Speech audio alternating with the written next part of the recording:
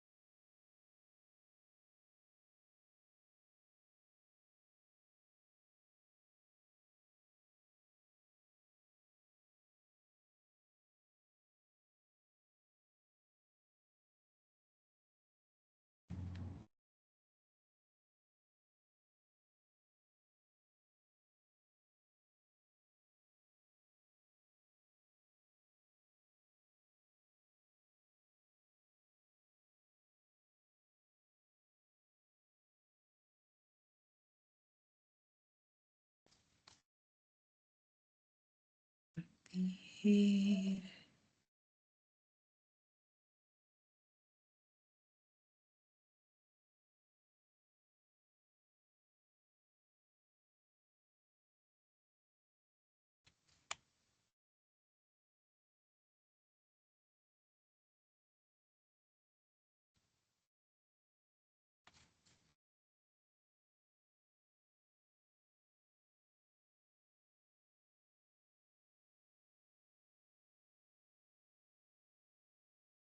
Permítanme, por favor, un momento, doctores. Voy a...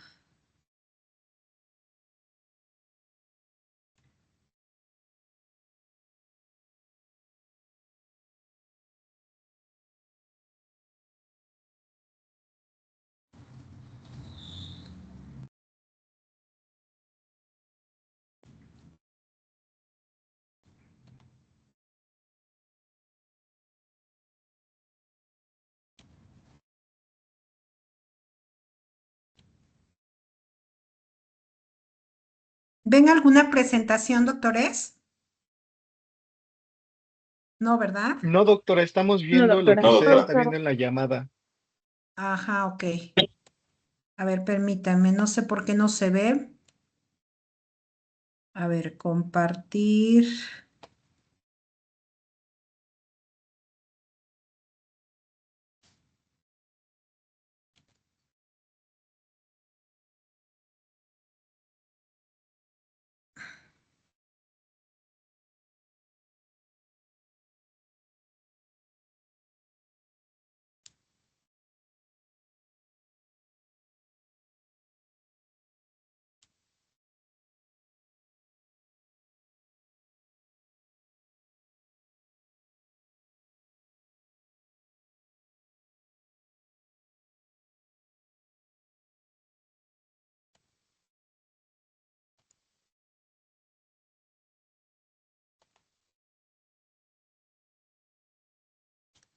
A ver, vamos a ver.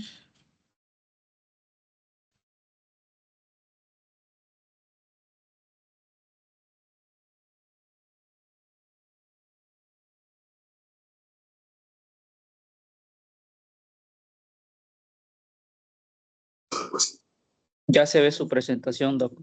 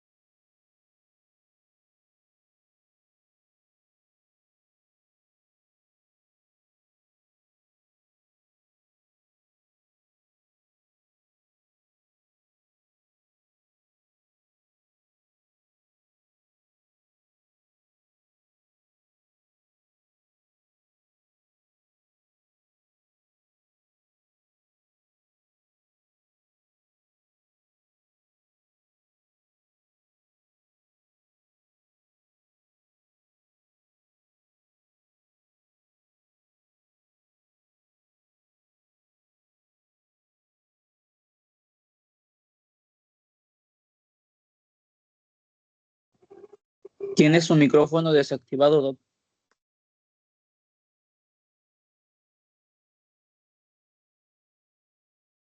Ahora sí, ¿ya me escuchan? Ya, doctora, ya se escucha. Ok, Sí, doctora, muy se le bien. escucha. Sí, doctora. Perdón. Bueno, pues el día de hoy, doctores, vamos a hablar sobre otros dos temas, como el día de ayer, temas interesantes. También el día de hoy vamos a hablar sobre el tema de salud ambiental y ocupacional. Entonces, pues imagínense, ya desde que hablamos de salud, pensar en el medio ambiente y aparte en lo ocupacional, posicionarnos un poquito en pensar en medicina del trabajo.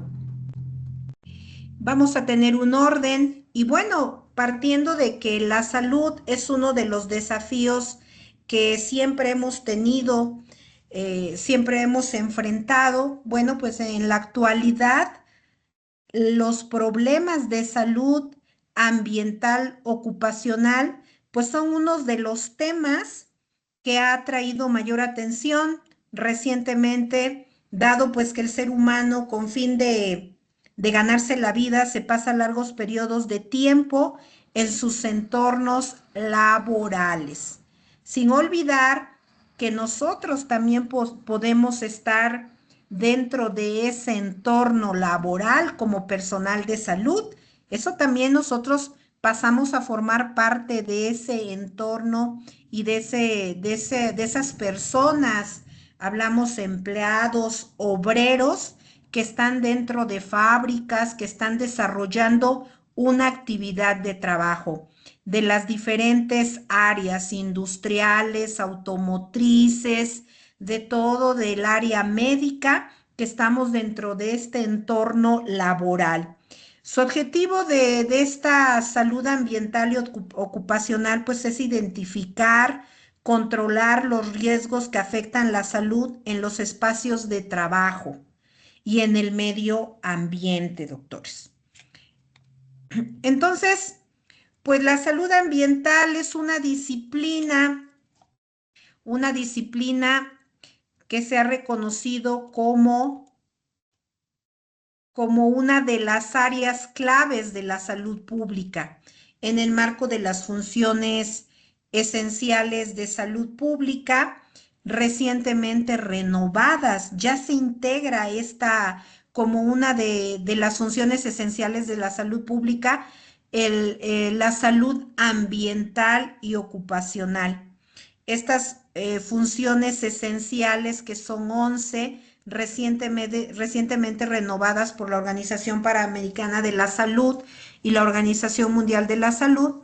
Y bueno, pues esta función ya abarca dentro de las 11 funciones la salud ambiental y ocupacional, que estudia la relación pues entre el ambiente y la salud, entre el ambiente laboral y natural y la salud. Y busca esta salud ambiental ocupacional, pues prevenir enfermedades y promover condiciones seguras en el trabajo y en el entorno.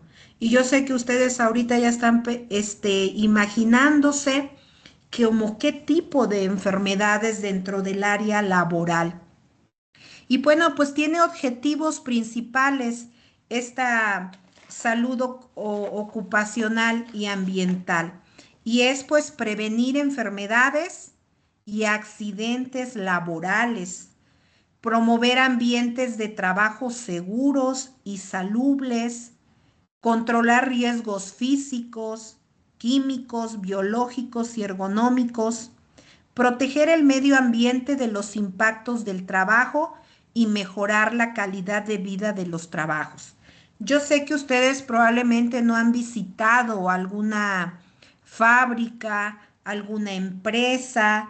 Efectivamente hay normatividad, existen reglas, existen normas, existen protocolos, pero de verdad estamos haciendo, se está realizando todos estos objetivos que busca la medicina ocupacional o la medicina ambiental, de que están haciendo esta prevención de enfermedades y esta prevención de accidentes laborales. están promoviendo ambientes de trabajo seguros y salubres, hay limpieza, cumplen con las rampas, cumplen con todo lo que habla de seguridad, rutas de evacuación, puntos de reunión, todo eso es la salud ocupacional. Controlar los riesgos físicos, muchos de estas fábricas o de estas empresas pues trabajan con sustancias químicas, biológicas, y entonces estos riesgos físicos, estos riesgos químicos, estos riesgos biológicos y ergonómicos. Proteger dentro de los objetivos de esta salud ocupacional es proteger el medio ambiente de los impactos del trabajo. El medio ambiente, a dónde están desechando, hacia dónde van los desechos de esa fábrica o de esa empresa, qué destino final tienen todos esos desechos.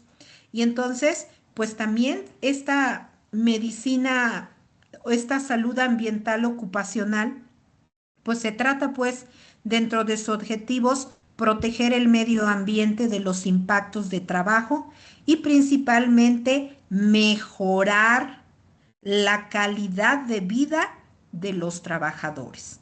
Entonces, estos son los objetivos principales que busca la salud ambiental y ocupacional.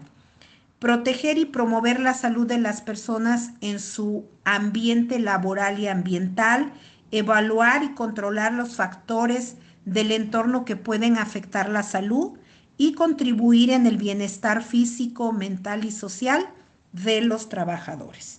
Entonces, pues se encarga pues de este cuidado de toda la población que ejerce o que se encuentra en una área de trabajo, de los diferentes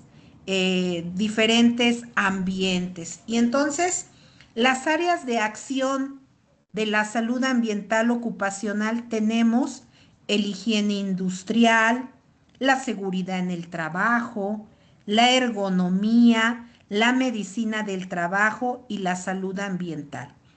¿Qué se busca en el higiene industrial? Pues el control de contaminantes y condiciones ambientales. Seguridad del trabajo, pues la prevención de accidentes.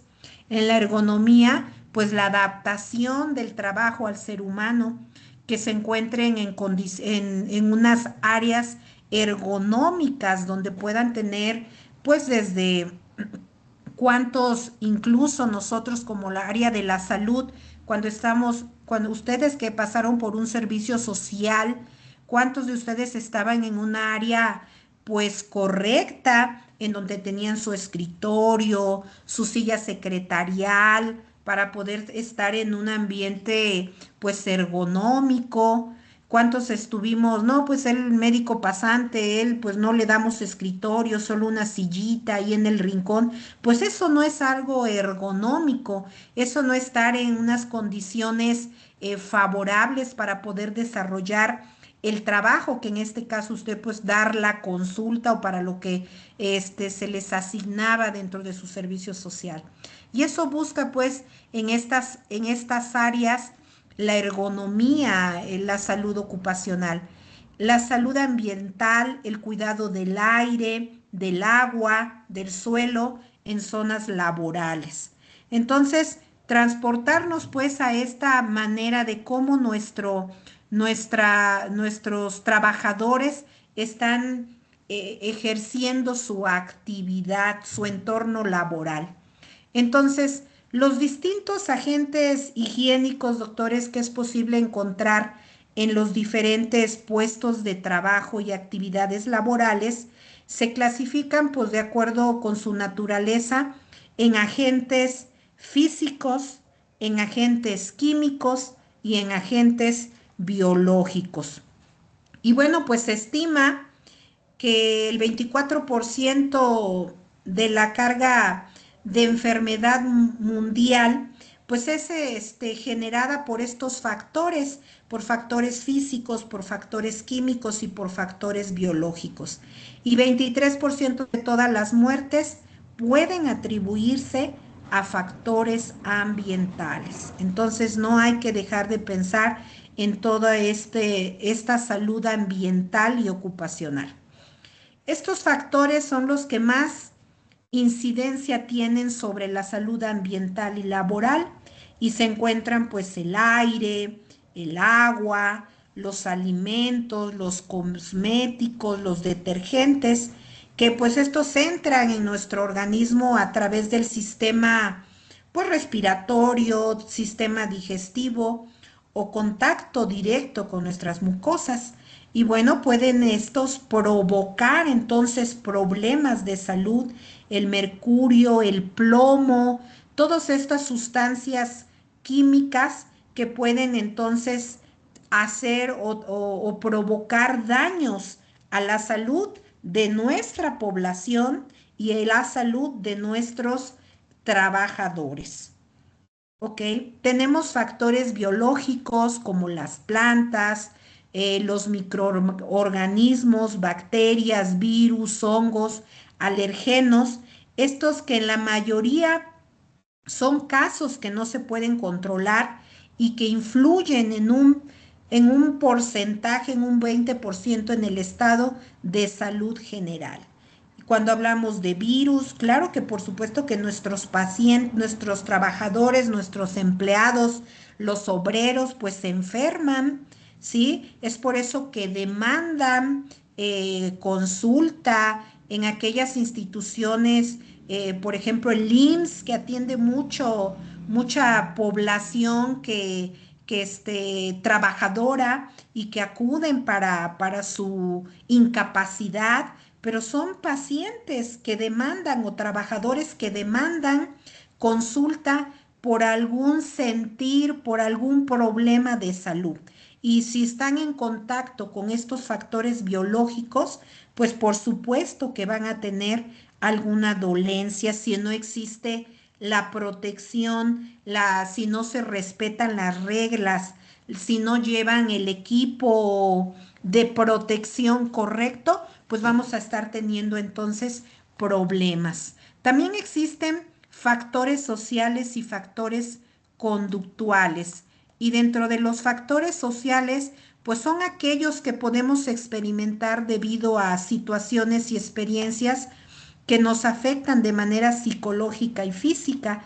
Podemos hablar factores de pobreza, factores de desempleo, religión, falta de educación y también tenemos otros factores sociales y conductuales. Y dentro de los conductuales tenemos la alimentación, ejercicio físico, adicciones, conductas de riesgo sexual o conductas de riesgo viales. También tenemos otros factores o otros determinantes o intermedios. Van a generar condiciones de vida deficientes, cambios en los estilos de vida y comportamiento, y sus consecuencias pues van a ser unos niveles de esperanza de vida, enfermedades como discapacidades, incluso la muerte o la alteración de bienestar de la población. Y bueno, pues anteriormente hablábamos de riesgos de trabajo, riesgos en la población tradicionales, sabíamos de lo que se enfermaba nuestra población, pero hoy en día también podemos decirlo así, doctores, que tenemos peligros o riesgos modernos, esto generado por la urbanización, por las industrias, y bueno, podemos mencionar dentro de estos peligros tradicionales, pues podemos hablar de falta de acceso al agua potable, como un problema ambiental, saneamiento básico insuficiente en el hogar y en la comunidad. Podemos hablar de contaminación de los alimentos por microorganismos patógenos. Podemos hablar de contaminación del aire interior por el uso de carbón o combustibles para cocina y calefacción. Podemos hablar de sistemas insuficientes o inadecuada de disposición de residuos sólidos, riesgos de accidentes laborales en la agricultura, en la industria doméstica, como problemas laborales, catástrofes naturales como las inundaciones, los terremotos o las sequías, vectores de enfermedades especialmente de insectos o roedores, viviendas y refugios insalubres, agentes infecciosos, deficiencias dietarias o dietéticas. Y dentro de los peligros que en la actualidad tenemos, por nombrarlo modernos, pues tenemos estos riesgos químicos por radiación debido a la introducción de tecnología industriales y agrícolas, contaminación del agua por los núcleos de población, por la industria, por la agricultura intensiva, el uso de insecticidas, contaminación del área urbano por las emisiones de los motores de vehículos, las centrales energéticas, del carbón y de la industria. Son todos estos peligros que probablemente en la actualidad los podamos mencionar como modernos y que anteriormente no los mencionábamos o nuestra población no enfermaba de este tipo de peligros modernos. Y aquí se habla mucho pues de la industria. Cambio climático, doctores, agotamiento de la capa de ozono, de la estratosfera y contaminación transfronteriza, humo de tabaco, alcohol, presentes los peligros por transporte, riesgos ocupacionales y dietas desbalanceadas. Estos son los riesgos o los peligros o lo que se enfrenta pues nuestra población y nuestra población principalmente de nuestros trabajadores. Y bueno, definiendo que el peligro pues es un factor de exposición que puede afectar a la salud adversamente. Y el riesgo, que es la probabilidad cuantitativa de que un efecto a la salud ocurra después de que un individuo ha sido expuesta a una cantidad específica de peligro. ¿Y cuánto de nuestros trabajadores o de los obreros o aquel que se encuentra trabajando dentro de alguna industria o del área que ustedes quieran, está en constante riesgo o peligro si es que no cumple, si su patrón no le surte o no le da o no lo capacita para poder evitar un riesgo y estar expuesto a un peligro y estar expuesto al riesgo de trabajo si no se le dan las herramientas, si no se le da la capacitación? Entonces, pues todos conocemos o experimentamos o conocemos algún paciente que acude y se queja por algún problema de salud relacionado con su ambiente ocupacional o con su salud ambiental. Aquí tenemos un ejemplo, doctores de exposición ambiental u ocupacional, que es con la toxicología del cadmio. El cadmio es un metal pesado que las principales usos y aplicaciones del cadmio o sus compuestos son utilizados como pigmento en pinturas, en esmaltes, en plásticos, en textiles, en vidrios, en tintas de impresión, en caucho o en lacas. Para eso se utiliza el cadmio.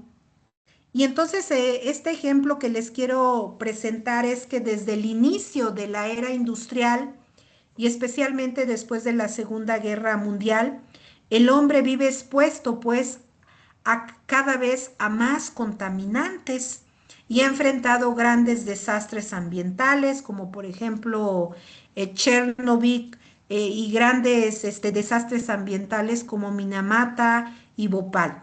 Bueno, el cambio como metal pesado es un tóxico que produce contaminación ambiental e industrial.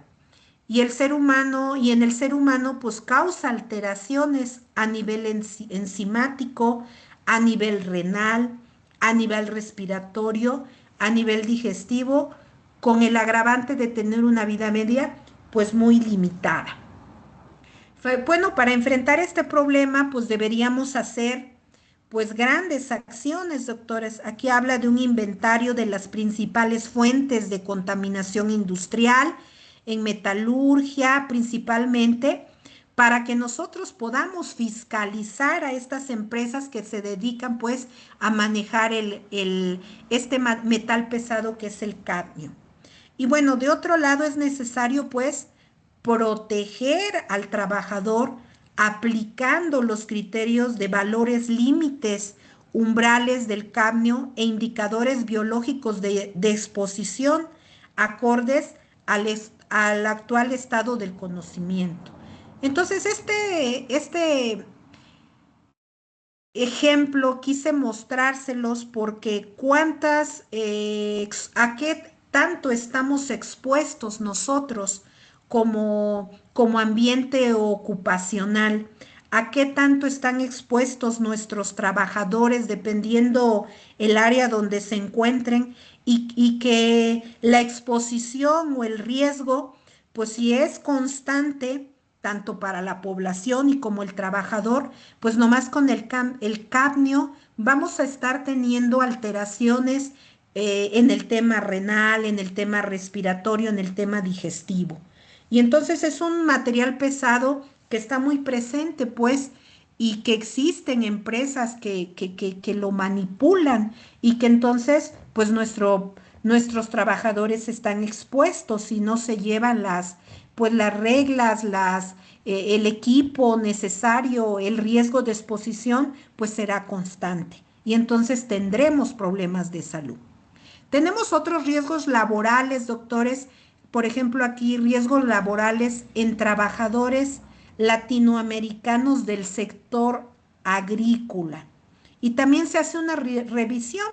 ¿Y qué pasa en el sector agrícola? ¿Cuántos de nosotros tenemos en nuestra consulta diaria aquellos trabajadores que se dedican al sector agrícola? Hablemos de productores de jitomate, hablemos de productores de qué les gusta, de tomate, de todas las hortalizas que ustedes quieran.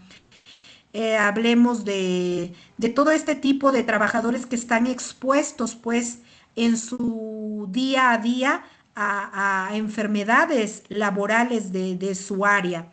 Y entonces, para el sector agrícola, en el año 2014, estimó que las cifras de accidentes de trabajo y enfermedad laboral presentaban 6.300 fallecimientos al día y más de 2.3 millones al año. Para el año, en este ejemplo, 2019, añadió que aproximadamente la mitad de los 321.000 accidentes mortales anuales en el mundo se presentan en la agricultura, nomás pensando en esta rama de la agricultura. Y entonces, entre los factores de riesgo mayoritariamente incidentes en la agricultura, se encuentran los relacionados con el uso de maquinaria, levantamiento de carga pesada, trastorno del sistema osteomuscular, exposición a condiciones meteorológicas, doctores, y atmosféricas como la temperatura, el polvo, la lluvia, la radiación solar, factores de riesgos químicos, factores químicos como por el manejo de plaguicida y pues entre otros. ¿Sí me están escuchando, doctores? Sí, Sí, doctora. doctora. Sí. Ok.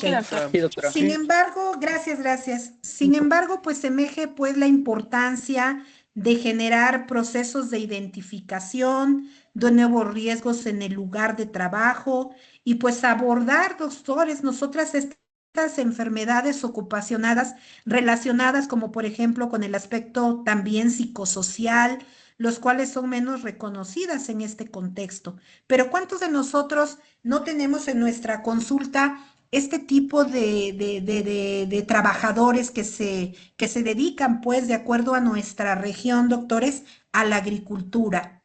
Y entonces, pues ellos están también sufriendo riesgos laborales, riesgos, pues, dolencias en base a lo que ellos, se dedican. Y bueno, pues también tenemos otros riesgos, doctores, como la contaminación atmosférica y salud. Tenemos, por ejemplo, valores de plomo en sangre. ¿Cuántos niños podemos nosotros estar teniendo en nuestra consulta que tengan sintomatología por la exposición a plomo? Aquí hablamos que la fundidora de Peñoles en Torreón, pues se dedica pues a fabricar, a manipular el plomo, eh, y esta exposición a plomo pues nos genera daños neurológicos, problemas de desarrollo principalmente en los niños. ¿Y cuántos de nosotros pensamos en que pueda ser? Digo, allá en Torreón probablemente, si alguno es de ahí, podrá estar pensando en que si el paciente llega con cefaleas, podemos pensar un poco en que puede ser a la exposición de alguna sustancia, a la exposición de alguna sustancia que puede estar ejerciendo o ocasionando problemas de salud. Es como otro ejemplo que tenemos la contaminación del aire, doctores, por las fábricas. Y bueno, este es un segundo riesgo medioambiental más importante para la salud humana. 20.496 muertes anuales atribuidas a la contaminación del aire en exteriores. Entonces, esto ejercido por, por las empresas probablemente, por las empresas en el área agrícola por estar utilizando insecticidas, y pues toda esta propagación de estas partículas pues se puede estar ocasionando problemas en nuestra población y dentro pues también del área laboral de nuestros trabajadores. Y bueno, doctores, no podemos dejar de pensar en nosotros como personal de salud frente a los riesgos ambientales y ocupacionales. Suena un poquito, y aquí habla nuestra diapositiva, que nosotros estamos atendiendo las dolencias de todos estos trabajadores, pero nosotros también formamos parte de esa población. ¿Y nosotros de qué nos quejamos o nosotros somos inmunes a los riesgos laborales? Y bueno, pues esta situación refleja, dice la diapositiva, una gran paradoja, ya que mientras la comunidad acude a los centros de salud, a los centros asistenciales en busca de salud, los trabajadores de esas instituciones pues también se ven expuestos a accidentes o a enfermar debido a las deficientes condiciones de trabajo y aspectos organizacionales, evidenciando pues así una gran injusticia social hacia el sector salud, hacia este sector laboral. ¿Y en qué estamos expuestos nosotros, doctores? A pincharnos, a cortarnos con material contaminado, a lumbalgias cuando cargamos a los pacientes, incluso a violencia actualmente cuando supuestamente no se quiere atender al paciente. Y entonces, pues de acuerdo a la Organización Mundial de la Salud, los trabajadores del sector salud representan pues cifras importantes, aproximadamente 35.000 millones de personas a nivel mundial, lo que equivale a un 12% de la fuerza laboral. Y bueno, ni los gobiernos ni las organizaciones de salud les ha concedido la suficiente atención a los factores de riesgos laborales presentes en los centros de salud, en los hospitales de salud que pueden ocasionar accidentes o enfermedades ocupacionales en este personal. Y entonces les decía, mientras nosotros estamos atendiendo a todos esto, la medicina del trabajo, de todas estas dolencias que se quejan nuestros trabajadores, pues nosotros también presentamos riesgos como área de salud, doctores. Y bueno, ¿cómo se puede entonces mejorar la salud ambiental ocupacional? Eso es un gran reto y a esto es a lo que queremos llegar. Sabemos que tenemos problemas con nuestro, si la empresa no les da la protección, no les explica las medidas de seguridad, cuántos y cuántos trabajadores cambian de áreas de trabajo y recibirán la capacitación. Las empresas tendrán una área médica, las empresas estarán capacitando a sus trabajadores constantemente en medidas preventivas. Esas son preguntas que nos hacemos día con día para esto de la medicina, de la salud ambiental y ocupacional. Y bueno, ¿cómo se puede mejorar? Tenemos acciones y programas de acción ya incluso que se están llevando, pero realmente se están cumpliendo.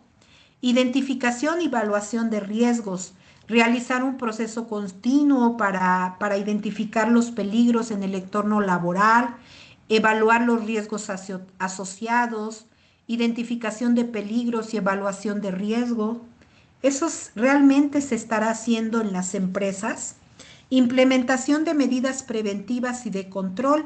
¿En qué consiste esto? ¿En qué consisten estos programas? Bueno, pues adoptar acciones para eliminar o reducir los riesgos identificados, lo cual puede incluir la provisión de equipos de protección personal, la provisión, perdón, de equipos de protección personal y la mejora de las instalaciones de trabajo. Capacitación y formación continua era lo que les decía, asegurar que todos los trabajadores conozcan los riesgos de su trabajo y las medidas preventivas necesarias. Esto incluye, pues, programas de seguridad laboral, manejo de emergencias y ergonomía, también la vigilancia de la salud de los trabajadores, realizar exámenes médicos ocupacionales periódicos y confiables y dar seguimiento a casos de enfermedades o accidentes relacionados con el trabajo. Otra de las acciones es la promoción del bienestar y salud mental, implementar programas de gestión del estrés laboral, promover estilos de vida saludables y asegurar un ambiente de trabajo positivo para mejorar la moral y la productividad. Todas estas son de las acciones y programas de acción ocupacional que tendrían que estar haciendo o hay que tener fe que están haciendo las áreas laborales o las áreas de trabajo, no importando la rama a lo que se dediquen, en el rama automotriz, diferente, probablemente ustedes conozcan, ¿realmente se están haciendo estas acciones y estos programas de acción? Eso es lo que nos preguntamos. Y entonces, pues tener dentro de las áreas de acción la evaluación y el manejo de riesgos, ver realmente cuál es la incidencia estimada del efecto adverso en una población determinada, si realmente la evaluación o la exposición hacia ese riesgo no está generando problemas en esos trabajadores y pues poder tener nosotros una respuesta y una corrección ante este problema. También tenemos normas, doctores, normas oficiales como la norma 030, que nos habla de los servicios preventivos y de seguridad y salud en el trabajo. Y entonces, pues su objetivo de esta norma es establecer las funciones y actividades que deberán realizar los servicios preventivos de seguridad y salud en el trabajo, con el objetivo, pues, para prevenir accidentes y enfermedades de trabajo. Realmente se hará esa vigilancia, las bitácoras de mantenimiento preventivo, las bitácoras de mantenimiento correctivo, se les da la acción si en caso sí se ejerce el mantenimiento correctivo cuando hay una observación. Eso es de las cosas que nosotros nos preguntamos porque los pacientes siguen llegando a demandar consulta por un problema, por una caída, por un accidente de trabajo. Y bueno, pues esta norma como una medida de acción dentro del área laboral, pues esta se rige en todo el territorio nacional y aplica en todos los centros de trabajo. Y entonces, actualmente, doctores, como lo dice esta diapositiva, están vigentes 41 normas oficiales mexicanas, las cuales se agrupan en seguridad, en salud, en organización y de producto. Y entonces, si nosotros diéramos, si las empresas dieran cumplimiento a toda esta normatividad, pues yo creo que tendríamos menor riesgo de trabajo en nuestros empleados, en nuestros trabajadores, en nuestros obreros. ¿Y de qué hablan todas estas normas? Por ejemplo, la norma de organización habla sobre, si se aplica esta norma, sobre, por ejemplo, la NOM 017 STPS 2008 habla sobre el equipo de protección personal, habla la 018 sobre los peligros y riesgos por sustancias químicas y peligrosas, la 019 sobre las comisiones de seguridad e higiene, la 026 en organización habla sobre los colores y señales de seguridad, la 028 sobre seguridad en procesos y en equipos con sustancias químicas, la 030 habla sobre servicios preventivos de seguridad y salud. Por ejemplo, las normas de seguridad, la NOM 01 habla sobre los edificios, locales e instalaciones, prevención y protección contra incendios, manejo de transporte, almacenamiento de sustancias peligrosas, recipientes sujetos a presión y calderas, electricidad estática. Y bueno, cada una de estas, si nos pasamos a higiene industrial, hablamos sobre iluminación como norma, factores de riesgo psicosocial, factores de riesgo ergonómico, manual de manejo de cargas. Y entonces, si hacemos el cumplimiento a las 41 normas oficiales que están actualmente vigentes, pues podríamos hablar de que entonces tenemos una seguridad laboral en el trabajo. Y bueno, pues tenemos una conclusión, doctores, de este tema de salud ambiental y ocupacional. Y bueno, pues nuestra conclusión es que la salud ambiental y ocupacional, doctores, es fundamental para garantizar el bienestar integral de las personas, ya que en el entorno en el que vivimos y las condiciones en las que trabajamos, pues influyen directamente en nuestra salud física, en nuestra salud mental y social. Promover ambientes saludables y seguros, pues contribuye a prevenir enfermedades, accidentes laborales y a mejorar la calidad de vida de toda la población. Cuidar el ambiente y las condiciones laborales no solo es una responsabilidad individual, sino también colectiva y gubernamental. La prevalencia, la educación y las políticas públicas son esenciales para proteger la salud de los trabajadores y del entorno, asegurando un desarrollo sostenible y saludable para las futuras generaciones. Y entonces, doctores, pues les dejo de tarea, pues, que pensemos en esta salud ambiental y ocupacional. Otro tema más que nos orilla, pues, a pensar en nuestra consulta diaria, que pueden llegar estos pacientes a demandar consulta con una dolencia relacionada a un problema ambiental, a una exposición ambiental de estos factores químicos físicos o a otra exposición dentro de su área laboral. No sé si tengan alguna pregunta, alguna duda, quieren preguntar algo, doctores. ¿Qué opinan sobre el tema? Yo les preguntaré. ¿Alguien quiere opinar? ¿Qué opinan sobre este tema de salud ambiental y ocupacional? Adelante, doctor Jorge Juárez Ramírez. Lo escuchamos, doctor Jorge, con su comentario. Disculpa, gracias. La cámara, doctora. Es que vengo manejando. Doctora, aquí, por ejemplo, estaba tocando el tema sobre la promoción de la salud en lo que es ambientes laborales. Claro. Nosotros, como encargados del área de la salud, pues al menos en el caso donde estoy ahorita, sí tratamos de fomentarlo, pero las mismas reglamentos y normativas de las empresas nos los impiden. ¿Cómo podemos ahora sí apoyar al trabajador en este caso para que pueda mejorar esa condición sin afectarle en lo laboral? Porque muchas de las veces el mismo patrón no sigue los lineamientos, no sigue las condiciones, y bueno, y el riesgo es realmente para el trabajador, ¿no? Sí, claro. Bueno, aquí yo creo que estamos incurriendo, digo, hablo de la parte patronal. ¿Por qué lo impide? Esto es un derecho del trabajador. De hecho, desde ahí partimos que no tendría que existir este impedimento de que el paciente, tiene derecho a la capacitación. Eso le va a servir para que él pueda, protegerse dentro de su entorno laboral.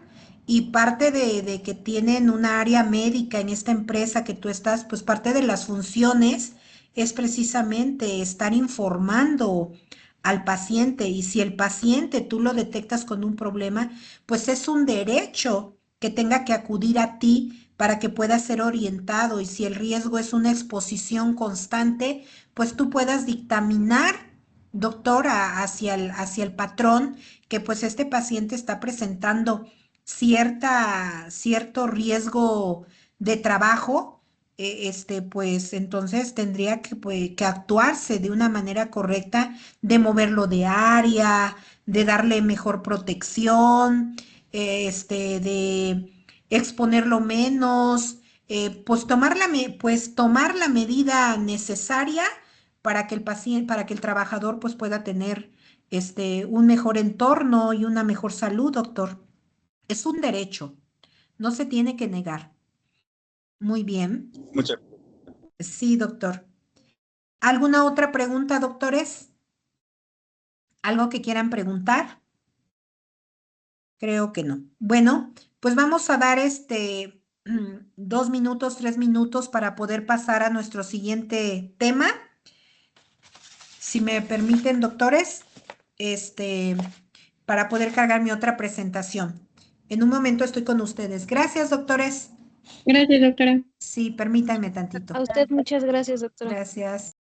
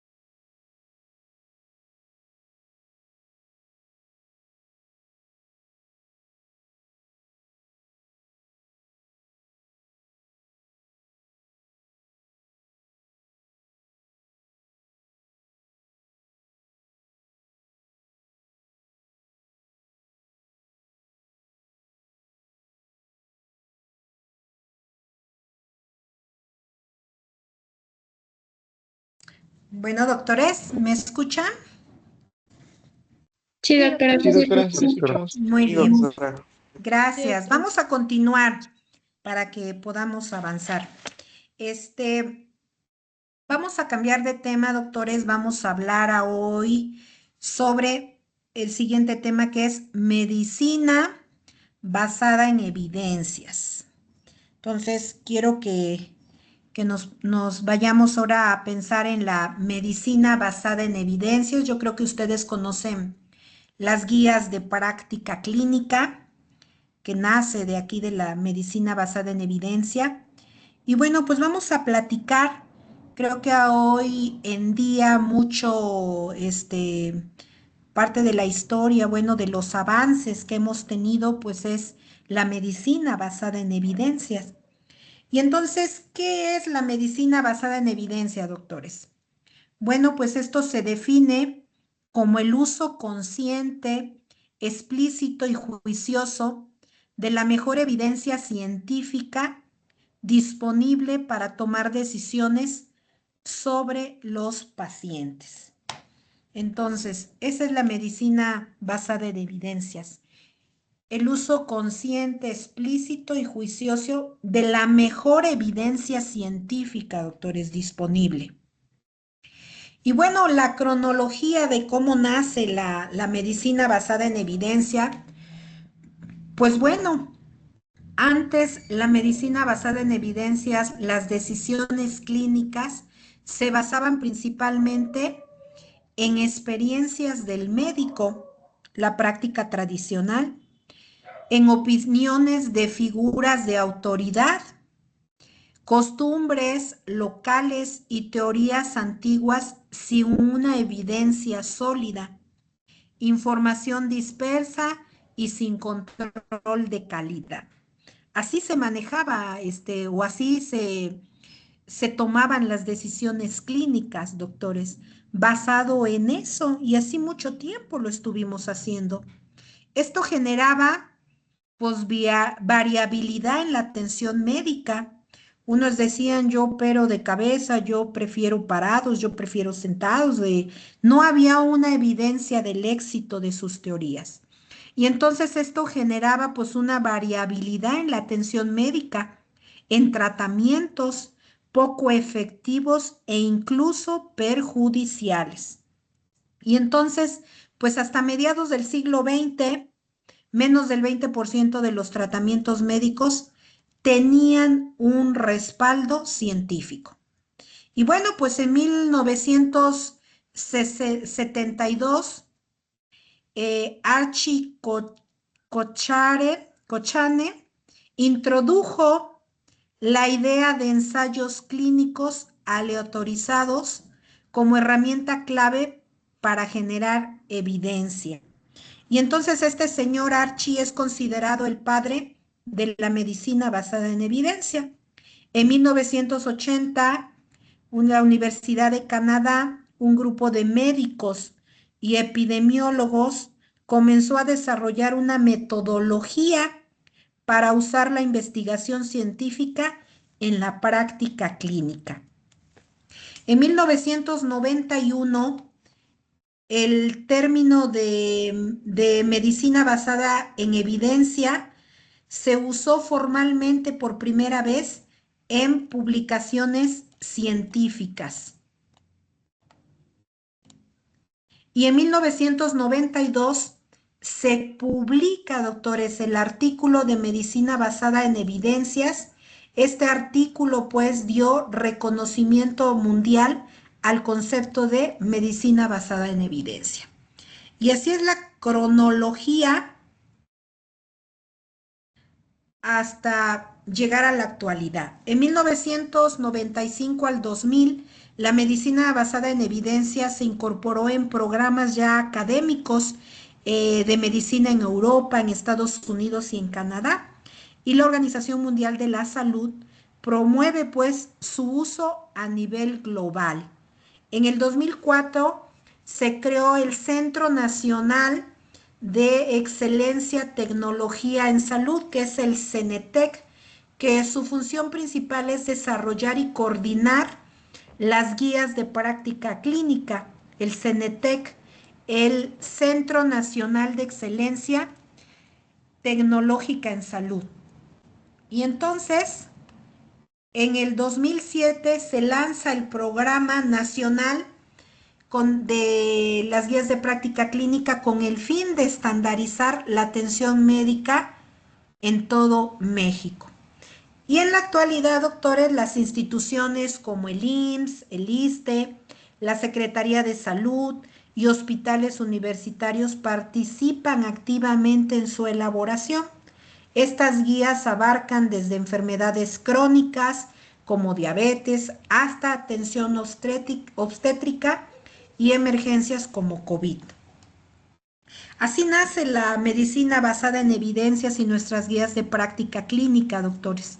¿Cuántos de nosotros ya nos regimos o cuando damos un tratamiento, pues ya buscamos en las guías de práctica clínica y también como una bibliografía de peso en el expediente clínico, en la norma 004 del expediente clínico, plasmamos nosotros, basado en la guía de práctica clínica, este tratamiento, basado en la norma oficial 030 de hipertensión, este tratamiento. Entonces, una manera también de respaldarnos nosotros ante la norma 04 del expediente clínico. Y bueno, pues, ¿qué efecto tiene la medicina basada en evidencia? Pues, ¿qué efectos tiene? Pues mejora la calidad de la atención, reduce la variabilidad entre médicos e instituciones. Ya tenemos estas guías de práctica clínica y nos basamos en esos tratamientos. Disminuye, por supuesto, disminución de errores médicos. Tenemos este uso de protocolos claros basados en evidencia, optimización de recursos, por supuesto, evita procedimientos y tratamientos innecesarios. Y bueno, pues esto apoya campañas nacionales de vacunación, control de diabetes e hipertensión. Y entonces, pues según CENETEC, el Centro Nacional de Excelencia y Tecnología en Salud, el 80% de los hospitales públicos cuentan con guías de práctica clínica activas para enfermedades prioritarias. ¿Cuántos de nosotros, doctores, entonces estamos manejando pues estas guías de práctica clínica?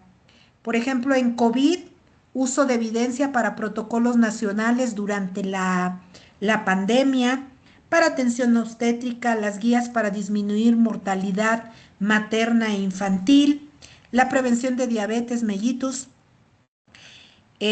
como guía de práctica clínica que indica estrategias para prevenir complicaciones. Todos creo que tenemos conocimiento de estas guías de práctica clínica. Y bueno, pues tenemos entonces el enfoque tradicional versus el enfoque con la medicina basada en evidencias.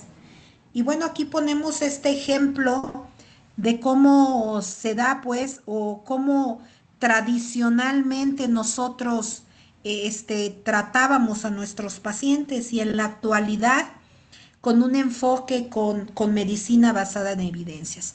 Y por ejemplo, cuando un paciente con un síntoma común llegaba llegaba a nuestra unidad en aquel tiempo del enfoque tradicional, pues se quejaba de un dolor de garganta y el enfoque tradicional sin medicina basada en evidencias hablaba pues de recetar un antibiótico de forma rutinaria, porque además si recetamos antibiótico el paciente se va más contento. Y entonces hacemos la pregunta pues, Pico, que en adultos con faringitis, los antibióticos, el enfoque con medicina basada en evidencias, hablamos entonces en la pregunta es que en adultos con faringitis, los antibióticos reducen la duración de los síntomas, esa es la pregunta. Y la evidencia es que los antibióticos solo son efectivos en infecciones bacterianas. Ejemplo, pues el estreptococo. Para la mayoría de casos virales son inefectivos y promueven la resistencia bacteriana. La medicina basada en evidencias recomienda usar una escala clínica, escala de Centor, para reducir si es necesario un test rápido y tratar solo si es positivo. Ese es el ejemplo. Vamos a otro ejemplo con el dolor lumbar inespecífico. Enfoque tradicional. Recomendar reposo absoluto en cama. El enfoque con medicina basada en evidencias. La evidencia. El reposo prolongado empeora la recuperación y puede cronificar el dolor. La medicina basada en evidencia recomienda mantenerse activo en la medida de lo posible. Usar analgésicos simples, paracetamol, antiinflamatorios y terapias físicas, ya que esto acelera la mejora funcional. Otro ejemplo de un síntoma común es la fiebre en niños. El enfoque tradicional sin medicina basada en evidencia nos dice, pues baños con agua fría o fricción con alcohol. El enfoque de medicina basada en evidencia dice la evidencia, estas prácticas son contraproducentes. El agua fría puede causar escalofríos y aumentar la temperatura corporal central y el alcohol puede absorberse por la piel y ser tóxico. La medicina basada en evidencias recomienda el uso de antipiréticos, paracetamol y ibuprofeno, solo si el niño está molesto, junto con hidratación adecuada. El objetivo es el bienestar del niño, no normalizar la temperatura a toda costa. Entonces, esto es un enfoque, pues, doctores, de cómo se daba el enfoque tradicional y a hoy en día el enfoque con medicina basada en evidencias. Y bueno, la aplicación de la medicina basada en evidencias a través de un proceso en 5 pasos. ¿Cómo se realiza, pues, esta medicina basada en evidencias? Y en este paso lo vamos a resumir. Primer paso es convertir la necesidad de información en una pregunta estructurada y respondible, que es el pico. Formular la pregunta clínica es convertir la necesidad de información en una pregunta estructurada. Paciente, población, ¿qué características tiene mi paciente? Intervención, ¿qué intervención, tratamiento, prueba estoy considerando? Comparación, ¿con qué lo comparo? ¿Otro tratamiento placebo o con nada? Desenlace, ¿qué resultado me interesa medir? Mortalidad, calidad de vida, efecto adverso. Ese es el primer paso. Segundo paso, buscar la evidencia. Realizar una búsqueda eficiente en base a datos confiables para encontrar los estudios más relevantes de mayor calidad. Paso número 3, evaluar críticamente la evidencia, analizar la validez, importancia, los resultados significativos pueden aplicarse a mi paciente. Nos preguntamos, paso número 4, aplicar la evidencia a la práctica clínica. Integrar los resultados de la evaluación con la experiencia clínica y los valores del paciente para tomar una decisión compartida. Paso número 5, evaluar los resultados. Valorar el resultado de la decisión tomada tanto en el paciente individual como en la práctica propia para mejorar continuamente. Ese es el proceso que se ejerce ante la medicina basada en evidencia. Y bueno, ya que tenemos una medicina basada en evidencia, pues tenemos entonces la elaboración de las guías de práctica clínica. Y entonces, también la medicina basada en evidencia en acción, pues tenemos entonces la elaboración pues de esta práctica clínica, de esta guía de práctica clínica. Y también tenemos fases, tenemos un orden. Y la fase 1 es la planeación y definición del alcance. Entonces aquí tenemos la selección del tópico, se elige una enfermedad o condición de alta prioridad para la salud pública, se conforma la conformación del grupo de desarrollo, se forma un panel multidisciplinario que incluye médicos especialistas en el tema, médicos generales, quienes suelen ser los primeros contactos, pacientes o representantes para incorporar sus valores y preferencias. Como paso número 2 es la formulación de preguntas clínicas y búsqueda de evidencia. Y aquí definir preguntas. El panel define las preguntas clínicas claves sobre la prevención, diagnóstico y tratamiento y seguimiento de la enfermedad utilizada en el formato PICO, que es población, paciente, intervención y comparación. Se busque la búsqueda sistemática. Los metodólogos realizan una búsqueda exhaustiva y reproducible en bases de los datos internacionales, como fase número 2. Como fase número 3, que es la evaluación crítica y síntesis de la evidencia. Calificación de la evidencia. Cada estudio encontrado es evaluado críticamente para determinar su calidad y su fuerza. Se usan sistemas estandarizados como GRADE, que clasifican la evidencia como alta, moderada, baja o muy baja. La elaboración de tablas de evidencia. Se resumen los hallazgos de manera clara, iniciando los beneficios, riesgos y calidad de la evidencia que los respalda. Como fase número 4 es la formulación de las recomendaciones. Y bueno, aquí es la deliberación en grupo, grado de la recomendación, usando el sistema GRADE. Cada recomendación recibe un grado. Fuerte, a favor, se recomienda, los beneficios claramente superando los riesgos. Débil, a favor, se sugiere, los beneficios son más inciertos, depende del paciente. Y fuerte, en contra, débil, en contra. Esa es la fase número 4. Y la fase número 5, pues es la redacción y validación, y vámonos a la difusión. Entonces, el borrador y consulta pública, se redacta la guía de práctica clínica, se somete a revisión por pares externos y a menudo a una consulta pública para recibir comentarios. Actualización del CENETEC. La guía final se publica en el portal del CENETEC, que es el Centro Nacional de Excelencia Tecnológica en Salud, que es el repositorio oficial de la guía de práctica clínica en México. Y la difusión e implementación. Esta es una fase crítica, se crean resúmenes, algoritmos y materiales educativos para que los médicos de primer nivel puedan aplicar las guías.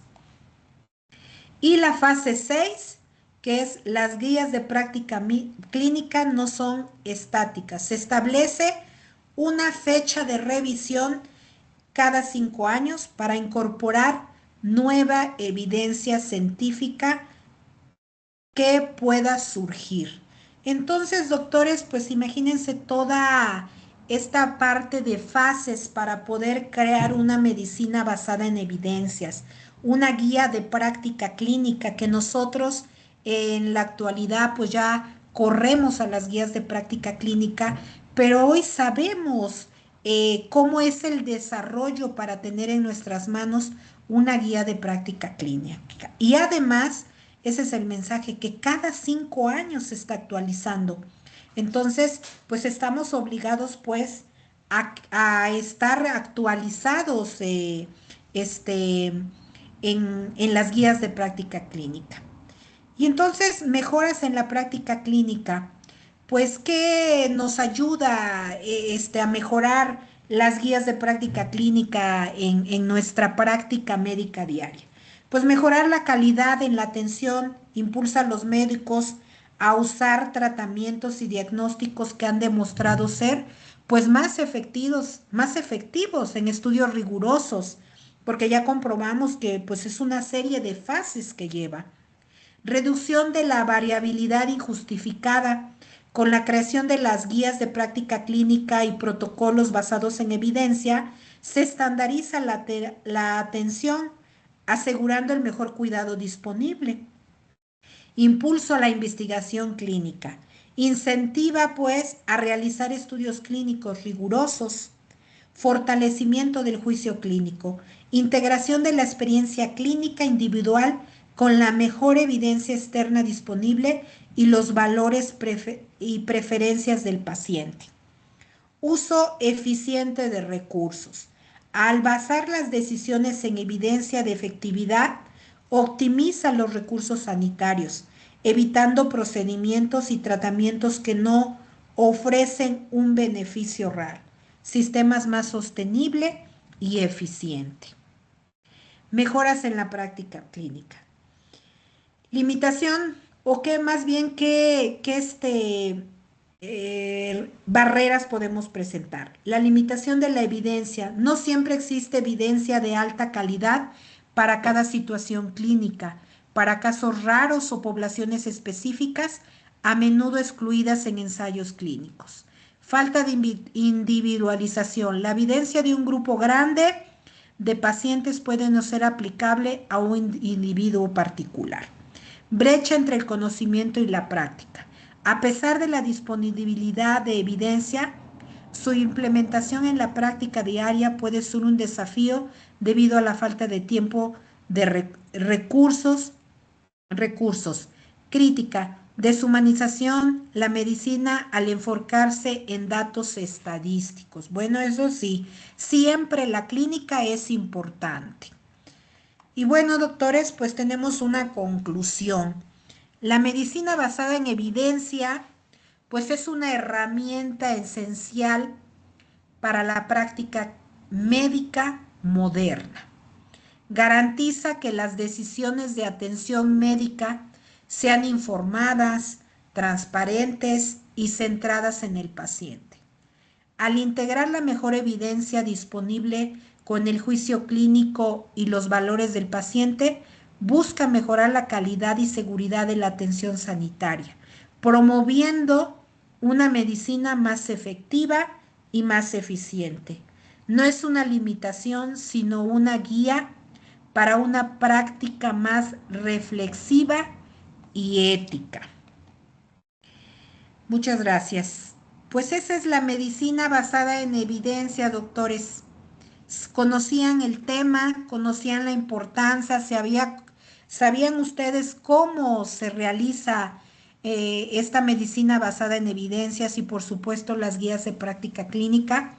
Un dato muy importante que les dejé es que cada 5 años se sigue actualizando. Nuestras normas oficiales mexicanas, híjole, cuando nosotros revisamos una norma, a veces tiene una actualización de hace muchos años. Hay una pregunta, doctora, levantaste la mano, no veo tu nombre, pero Alejandra, doctora Alejandra, ¿quieres preguntar algo, comentar algo? Te escuchamos. Hola, Gracias. doctora, buenas noches.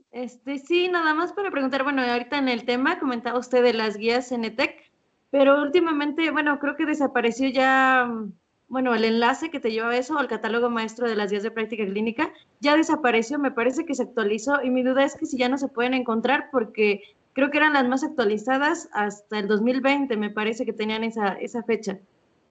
Pues no, no sé si existe otra manera, doctora. Yo cuando entro, pues sí la sigo viendo. Lo que yo no he logrado, pues a veces tener esa actualización. Yo creo que ustedes están más familiarizados en esto.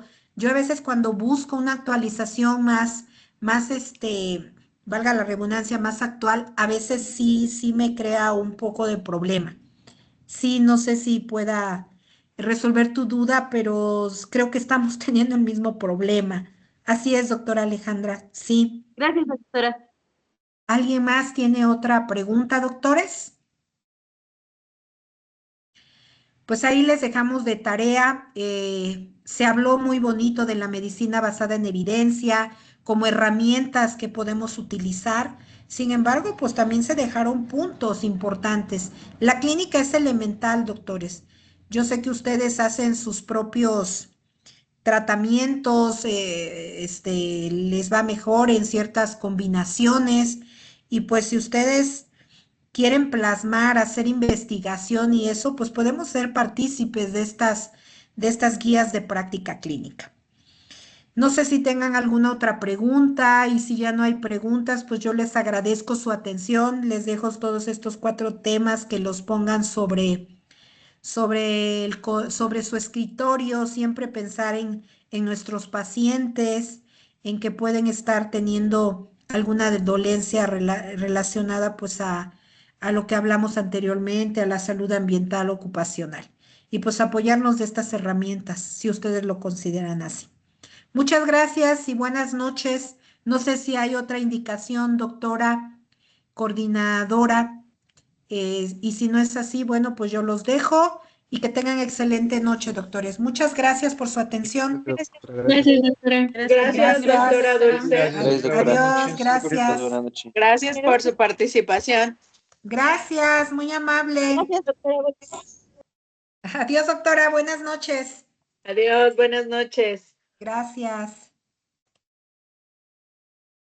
Pues chicos, no sé si tengan algún comentario, algo que quieran saber, alguna duda. Si no, para despedirnos el día de hoy. No, ¿No? ¿No hay nada? Muy yo bien, creo que no. pues que tengan una excelente noche y nos conectamos mañana para trabajar con la doctora Irma.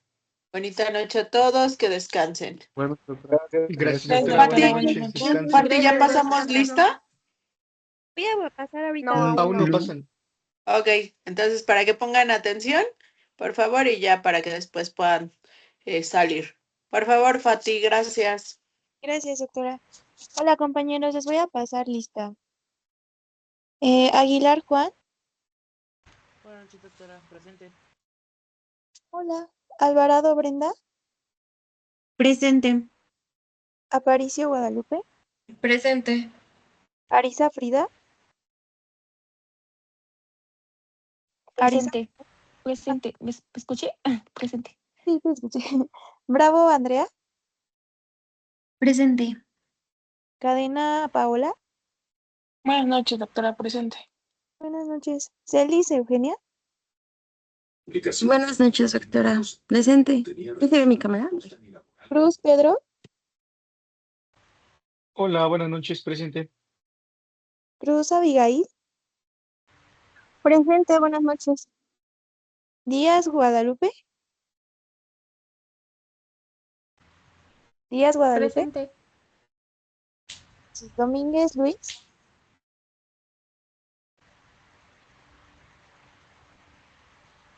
Domínguez Luis. Flores Marina. Buenas noches, presente. Buenas noches. García Emanuel. Presente. García Marcos. Buenas noches, doctora. Presente. García Antonio. Presente, buenas noches.